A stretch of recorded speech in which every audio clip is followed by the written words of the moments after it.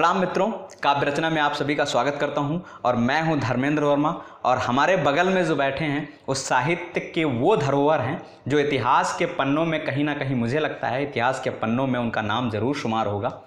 और मैं इनको इसलिए काव्य रचना के तहत काव्य रचना में लाने का प्रयास है मेरा, क्योंकि इनके जो गीत हैं, इनकी जो लिखावट है वो ऐसी है कि दिलो दिमाग पर छा जाती है और दिल तक उतर जाती है। तो मैं इनका इंटरव्यू भी करूंगा थोड़ा सा, लेकिन मुझे बड़ी क्यूरियोसिटी हो रही है इनका गीत सुनने के लिए, ज्ञान भैया। और वो गीत जब मैंने पहली बार सुना, मैंने कतई मुझे मतलब ये रहता है कि मैं इतनी जल्दी मतलब शूट नहीं हो पाता है मेरा, क्योंकि बड़े कवियों के साथ, जिससे जो तथाकथित बड़े कवि हैं उनके साथ मेरा संपर्क कम रहता है, तो इस वजह से मेरा शूट नहीं हो पाता कुछ ऐसा। लेकिन ये मेरा भाग्य है कि आप मेरे चैनल पे हो और मेरे दर्शक आपको सुनेंगे। वो गीत इतना प्यारा मुझे लगा, इसलिए मैं आपके बीच में लाया हूँ। मैं चाहता हूँ कि वो गीत ज्ञानेंद्र वत्सल जी के मुँह से मैं भी पढ़ सकता था वो गीत, लेकिन मैं इतना अच्छा नहीं पढ़ सकता हूँ। क्यों? क्योंकि जो उस गीत को लिखता है, उसकी बहर, उसके मात्राएं, वो कहाँ पर गीत उठाना है, कहाँ पर गिराना है, वो इनसे बढ़िया सलीका किसी को नहीं आता। तो मैंने सोचा क्यों ना हम इनको लेकर के आएँ और इनके मुख से वो परोसा जाए, आपको समर्पित किया जाए। तो मैं चाहता हूँ, मेरा एक शेर था कि खुदा की रहमत है, और वो गीत है कोरोना पे, जो आज का दौर चल रहा है, जो महामारी चल रही है, वो बहुत ही प्यारा गीत है, बहुत ही प्यारा गीत है। आप इसे शेयर भी करें और लोगों तक पहुंचाएं, क्योंकि मेरा ये मानना है कि ऐसे गीत उतरने चाहिए, ऐसे गीत आने चाहिए मार्केट में, जो ओपन माइक या फिर तमाम सारी आजकल चल रहे हैं, ऐसे मतलब लेखन चल रही है ऐसी शर्मसार कर देने वाली, उस तरह की, उससे कहीं बेहतर जब निकल करके आए तो आप उसे शेयर करें, आगे बढ़ाएं। मैं एक शेर पढ़ता हूँ कि खुदा की रहमतें तब तक मशालें खुद जलाती हैं, खुदा की रहमतें तब तक मशालें खुद जलाती हैं, जब तक रूह में इंसान की इंसानियत रहती। तो मैं इस शेर के साथ में मैं ज्ञानेंद्र भैया को निवेदन करना चाहता हूं कि वो आए और हमारे जो श्रोता हैं, जो हमारे चाहने वाले हैं, जो हमारे प्रेमी हैं, जो हमसे मोहब्बत करते हैं, उनको आप अपना गीत परोसें और आप उसका आनंद लें, लाभ उठाएं। नमस्कार। धर्मेंद्र बहुत प्यारा मेरा भाई है, मेरा प्रिय अनुज है। और जैसे उसने गीत सुना क्या उसने पढ़ा था, उसके बाद कहा कि इसे पढ़ के भी सुना दीजिए। तो मैंने जब पढ़कर सुनाया तो उसने कहा कि आपको मेरे स्टूडियो तक आना चाहिए। और उसने कहा कि मेरे स्टूडियो तक आना चाहिए तो मेरा कर्तव्य बनता है कि हम अपने अनुजों के प्रति वो स्नेह, वो प्रेम दे सकें, जिसके लिए कभी जाना जाता है। बहुत और मैं आपके स्टूडियो तक आया, और ये आपका प्यार है कि आपने जितना मेरे बारे में बताया कि ये वो है, इतिहास में लिखे जाएंगे। दरअसल में ऐसा कुछ नहीं है। माँ की दया है, ईश्वर की थोड़ी बहुत अनुकंपा है कि लेखनी चल जाती है। मैं कवि नहीं हूँ, मैं ये कहना चाहता हूँ, केवल अपने मन के भावों को एक पन्ने पर उतारने का काम करता हूँ। जब कुछ गलत देखता हूँ तो आक्रोश जो जन्म लेता है मेरे अंदर, उसे पन्नों पर उतारता हूँ। जब किसी की पीड़ा मेरे आँखों से उतरने लगती है तो उसे अश्कों में उतारने के बजाय शब्द देकर उसे पन्ने पर उतारने का काम करता हूँ। और जैसा कि भाई ने बताया कि एक गीत आया है जिसके लिए खास करके ज्ञानेंद्र वत्सल स्टूडियो तक आया है। बिल्कुल। तो मैं सीधे चाहता हूँ कि क्यों ना उसी गीत से जोड़ा जाए। जी, और बाकी इंटरव्यू की बात है। मैं कुछ और पूछूंगा, मेरी ये ख्वाहिश है कि कुछ और जाना जाए, निकाला जाए आपके अंदर से चीजें जो लोग जानना चाहते हैं, आपको प्यार करने वाले लोग जानना चाहते हैं, वो हम बाद में बातें करेंगे। हाँ बिल्कुल, प्यार करने वाले लोगों के बारे में हम यही कहेंगे, जिसको हमने प्यार किया वो हमसे कितना दूर है ये हम ही जानते हैं। और हमसे प्यार करने वाले कितने लोग हैं, कितने लोग हमारे नज़दीक हैं, ये है आप सभी को पता है, और नहीं पता है तो बहुत जल्द पता हो जाएगा। जी बिल्कुल। मैं सीधे गीत से जोड़ता हूँ, सुनिएगा। जी, स्वागत। कि यह कोरोना वायरस महामारी का दौर है, और ये कोरोना वायरस आया कहाँ से, मैंने दो प्रकार से देखा। अगर यह खाने पीने की सामग्री, यानी अगर कहा जाए कि यह चमगादड़ से जन्मा है, तब भी इंसान दोषी है। जी बिल्कुल। अगर यह जैविक हथियार बनाने की प्रक्रिया से जन्मा है, किसी लैब से निकला है, तब भी इंसान दोषी है। और दोषी क्यों है, उस पर एक विषय पर गीत है, मैं गीत पढ़ता हूँ। बहुत प्यारा गीत है। दौर महामारियों का आ गया जनाब, दौर दौर दौर महामारियों का आ गया जनाब। बोलते थे बोलते थे बोलते थे बोलते थे देखिए तेजाब, दौर महामारियों का आ गया जनाब, दौर महामारियों का आ गया जनाब। बोलते थे घोलते थे देखिए तेजाब, दौर महामारियों का आ गया जनाब, दौर महामारियों का आ गया जनाब, दौर दौर दौर महामारियों का आ गया जनाब। बोलते थे घोलते थे घोलते थे बोलते थे देखिए तेजाब, दौर महामारियों का आ गया जनाब, दौर महामारियों का आ गया जनाब, दौर महामारियों का आ गया जनाब। बंद सुनिएगा। वाह। यदि ये खाने पीने की सामग्री से कहीं जन्मा है तो मैं बंद पढ़ता हूँ। मैं बात कहता हूँ, आप आंख बंद करके हेडफोन लगा करके सुन लीजिए, गीत में आनंद ना आ जाए तो चैनल देखना छोड़ दीजिए। अरे यार ऐसा कुछ नहीं है, ये इसका प्यार है जो बोल रहा है। सुनिएगा, गीत बहुत प्यारा है, सुनिएगा। जी एक जुबां का स्वाद ऐसे खोजने लगे, एक जुबां का स्वाद ऐसे खोजने लगे, अंतड़ी को दूसरों की नोचने लगे, दूसरों की अंतड़ी को नोचने लगे। एक जुबां का स्वाद ऐसे खोजने लगे, अंतड़ी को दूसरों की नोचने लगे। जीव जंतु हो गए थे सारे ही कबाब, जीव जंतु हो गए थे सारे ही कबाब, जब पचा सके नहीं तो आ गया जुलाब, दौर महामारियों का आ गया जनाब, दौर महामारियों का आ गया जनाब। बोलते थे घोलते थे घोलते थे बोलते थे देखिए तेजाब, दौर महामारियों का आ गया जनाब।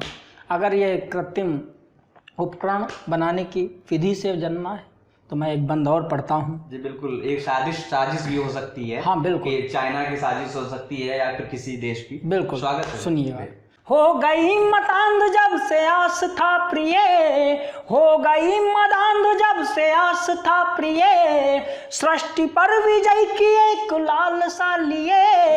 हो गई मदांध जब से आस था प्रिय, सृष्टि पर विजय की एक लालसा लिए। तुंग पर चढ़े हुए थे बन के जो नवाब, तुंग पर चढ़े हुए थे बन के जो नवाब, एक एक सृष्टि उनसे ले रही हिसाब, एक एक सृष्टि उनसे ले रही हिसाब। दौर महामारियों का आ गया जनाब, दौर महामारियों का आ गया जनाब। बोलते थे घोलते थे घोलते थे बोलते थे देखिए तेजाब, दौर महामारियों का आ गया जनाब, दौर महामारियों का आ गया जनाब, दौर महामारियों का आ गया जनाब। अंतिम बंद पढ़ता हूँ। स्वागत है आनंद भैया। ये कोरोना क्या है या हमें क्या नहीं करना चाहिए है, या क्या हमने गलतियां क्या हमने गलतियां की हैं, इन तीनों प्रश्नों को समेटे मैं एक पंक्ति आपको समर्पित करता हूं और वो कारण पढ़ता हूं। अगर लग जाए कि हमारा प्रारंभिक जीवन कैसा था, वहाँ से अगर बात छू रही है, हमारे संस्कार क्या थे, अगर लग जाए कि आपके भाई ने आपके बेटे ने अच्छा कहा है तो बताइएगा। जी स्वागत है। क्या करो न चीज है ये जान लीजिए, क्या करो न चीज है ये जान लीजिए, क्या करो न चीज है ये जान लीजिए, हो गई खता है तुमसे मान लीजिए। सभ्यता के मूल की थी फेंक दी किताब, सभ्यता के मूल की थी फेंक दी किताब। मुट्ठियों में भींच रखे तुमने थे गुलाब, मुट्ठियों में भींच रखे तुमने थे गुलाब। दौर महामारियों का आ गया जनाब, बोलते थे घोलते थे घोलते थे बोलते थे देखिए तेजाब। दौर महामारियों का आ गया जनाब, दौर महामारियों का आ गया जनाब, दौर महामारियों का आ गया जनाब। जिस गीत के लिए मुझे बुलाया था, मैं आभार व्यक्त करता हूँ भाई का। और जैसा कि इनके मन में कुछ प्रश्न भी है कह रहे थे, मैं निवेदन करूंगा अगर कोई प्रश्न पूछना चाहते हैं तो पूछ सकते हैं। बहुत बहुत धन्यवाद ज्ञानंद भैया, और बहुत ही प्यारा गीत था। मैंने आपको मतलब आपसे रूबरू करवाया। और अब मेरा जो प्रश्न कुछ ऐसा नहीं है कि मैं इंटरव्यू लेने वाला हूँ या फिर कुछ ऐसा कुछ पूछने वाला हूँ कि आप लगे कि यार नहीं क्वेश्चनबाजी हो रही है, यहाँ पर सवालबाजी हो रही, ऐसा कुछ नहीं। बट एक प्रश्न ये था कि जो हमारे मतलब यंग जनरेशन में जो आपके और हमारे मित्र हैं जो आसपास के, जो मतलब कंबाइंड मित्र हैं, उनका ये प्रश्न है, वो उनका मत था कि आप पूछ लो। तो मेरा ये था कि ये बताओ भाभी को घर पे कब ला रहे हो? मतलब शादी नहीं हुई है, लेकिन मैं चाहता हूँ कि अब ज्ञानंद भैया की शादी होनी चाहिए, क्योंकि ये चक्कर ये है कि ज्ञानंद भैया दिल्ली में रह रहे हैं, दिल्ली में रह रहे हैं और जॉब के पर्पज़ से रह रहे हैं, बेचारे अकेले खाना बना खा रहे हैं, ठीक है। तो तमाम सारी मतलब दिक्कतें भी होंगी। मैं चाहता हूँ, और मैं छोटा भाई हूँ, ठीक है, तो मेरा ये अपना मानना है कि मतलब अब शादी हो जानी चाहिए, ताकि भाभी रहेंगी तो थोड़ा सा दिक्कतें कम होंगी। बहुत सही प्रश्न किया है, लेकिन मैं इसे एक इशारे में अपने शेर से समेटूंगा कि लोग कहते थे दिल्ली बहुत दूर है, आ गया हूँ प्रिय मैं तुम्हारे लिए। अगर इस बात से आप वहाँ तक पहुँच सकते हैं तो पहुँच जाइएगा। और वैसे भी जीवन जो है वो किसी को बताकर कोई मोड़ नहीं देता है। जी बिल्कुल, ये बात। और प्रेम जिससे करो वो भी बताकर छोड़ता नहीं है, और ये जीवन कहीं ना कहीं मोड़ पर ले जाकर छोड़ेगा जी, जहाँ पर वो मुझे पकड़कर चलना शुरू करेगा। जी, जी। तो बस यही शेर आप याद रखिएगा कि लोग कहते थे दिल्ली बहुत दूर है, आ गया हूँ प्रिय मैं तुम्हारे लिए। ये बात वहाँ तक भी पहुँचे कि मैं जिसे अपने से ज़्यादा अधिक प्यार करता हूँ, पता नहीं क्यों वो मुझसे रूठा बैठा है। पूछ लेते हैं लोग, ज्ञानेंद्र भाभी कब ला रहे हो? अभी इसने कहा। ये दरअसल में दूसरों की बात नहीं है, अपनी ही बात तो कह रहा था।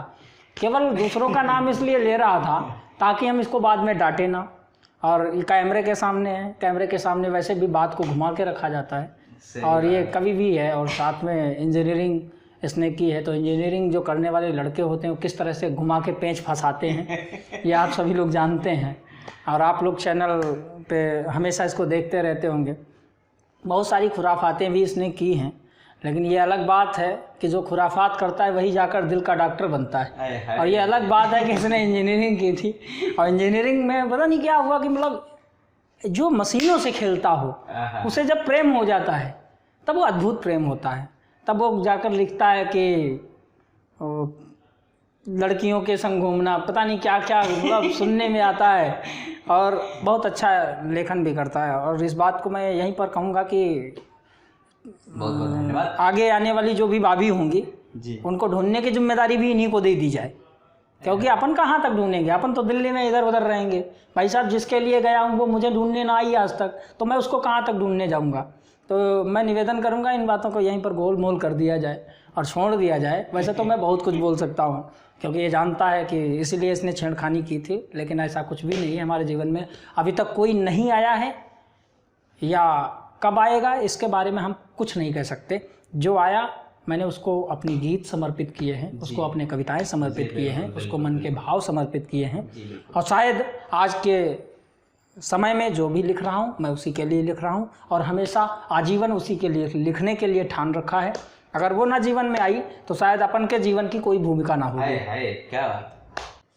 बहुत बहुत धन्यवाद। और ज्ञानंद भैया मतलब वो जो हम पूछना चाह रहे थे वो इशारों में एक बात कह दिए हैं, तो हम समझ भी गए हैं। और आप लोग भी, अगर जो लोग ज्ञानंद भैया को जानने वाले हैं वो ज़रूर समझ गए होंगे कि ये किन की बात कर रहे हैं, कहाँ से बात कर रहे हैं।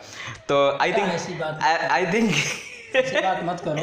आई थिंक मैं जहाँ भी हैं भाभी को प्रणाम करता हूँ, और भैया के साथ में मैं उनको भी प्रणाम करता हूँ, और आपको भी प्रणाम करता हूँ, आपकी मोहब्बत को प्रणाम करता हूँ। क्योंकि सही बात है कि वही एक मेरा वो मुक्तक है कि मैं तुम्हारा श्वेत कागज़ तुम मेरी शब्दावली, मैं चिता की रूपरेखा तुम मेरी श्रद्धांजलि, और मैं अधूरा बिन तुम्हारे क्या यहाँ और क्या वहाँ, यदि मैं रचनाकार हूँ तो तुम मेरी कवितावली। बात इतने पे ही ख़त्म होती है प्रेम की। बहुत बहुत धन्यवाद। और कोरोना से आप लड़ते रहें, आप अपनी स्वयं रक्षा करें, सुरक्षा करें, बचें। और जो ज्ञान भैया के गीत ने जो मर्म दिया है, एक गीत का जो उद्देश्य था मेरा पढ़ाने का, वो ये था कि जो पुरानी सभ्यता, जो इन ज्ञान भैया की जो तीसरे बंद में जिन्होंने कहा कि सभ्यता की किताब को आपने फेंक दिया है, जिसकी वजह से ये सब सारी चीज़ें घटना घटित हो रही हैं। तो मुझे लगता है कि वो सभ्यता की किताब फिर से खोलकर पढ़ने की ज़रूरत है हमें, वो सभ्यता अपने अंदर लाने की ज़रूरत है, और ये सारी चीज़ें सही हो जाएंगी। ईश्वर की कृपा रहेगी तो सब कुछ सही हो जाएगा। आप धैर्य बनाए रखिए। बहुत बहुत धन्यवाद। सुरक्षा रखिए, घर में रहें, सतर्क रहें। बहुत बहुत धन्यवाद।